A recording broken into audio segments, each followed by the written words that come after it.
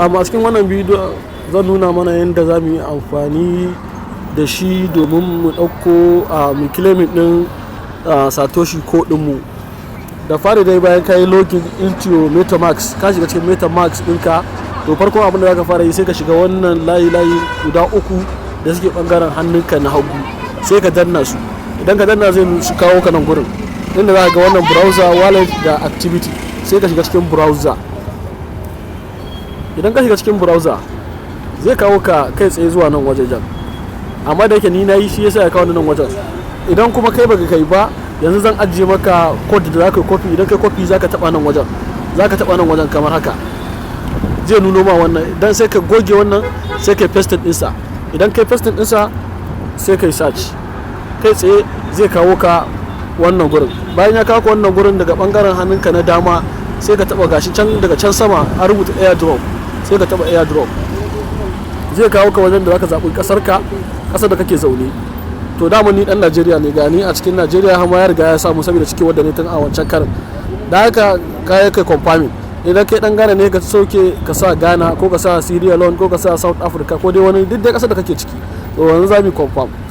Bayan kai confirm zai dan yi sacin saboda mutane ma suna ta wato gashi. Dan ka wani lokacin yana yin lodi sosai saboda mutane da yawa su ma suna kokarin su ga sun wannan din claiming din kodin su. To kun gani sakamakon na cike a mainnet ina ta wancan karin da aka cike a cikin Satoshi app wanda ake mining, to gashi na riga na shigar da nawa. Bayan na yi confirming, kun gani da ya kawo ni. Da haka da yake na riga na yi claim, to ba da ma in ƙara yin wani claim din.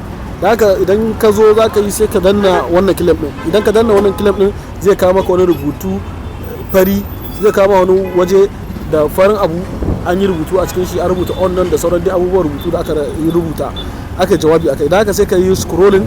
Idan ka je ƙasa za ka ga inda aka sama confirm, sai ka danna confirm din nake confirm. Idan kai wannan confirm din zai rolling. Idan ya rolling zai nuna ma yana tafiya. Bayan ya tafi can dan anjima wanda ba zai wuce minti 1 zuwa minti 2 ba, zai nuna ma cewa ai claiming ɗinka successfully. Dan haka sai ka dawo baya, ka koma sai ka shiga wallet. Kana shiga wallet insha Allah za ka ga abin da ka samu ya sauka akan wallet ɗinka ta metamask. Yanzu a cikin bidiyon mu na gaba kuma zan kawo muku yanda idan kuna so ku transfer din wannan coins din, ku mai da shi wani exchanger da kuke so ku yi exchanging, ko kuma kuke so ku sai da su wannan coins din naku. Allah ya sa mu amfana da wannan dan takaitaccen bidiyon na da na muku.